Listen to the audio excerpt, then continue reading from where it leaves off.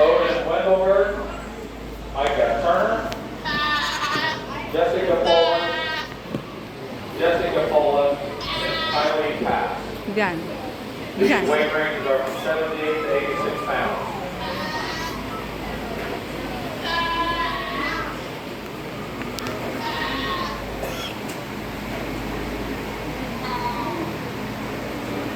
Right.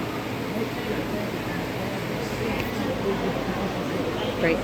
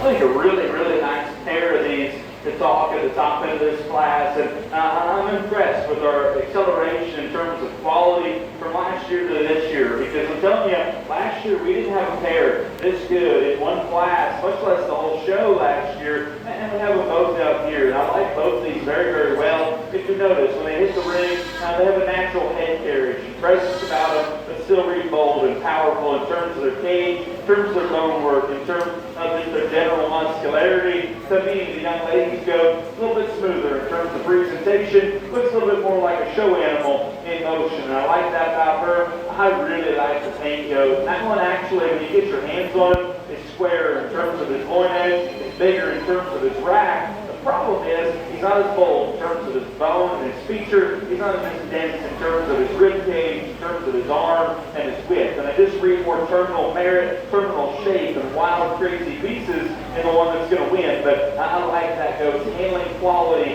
there in second, a good deal. Young man spotted goat that's going to be third.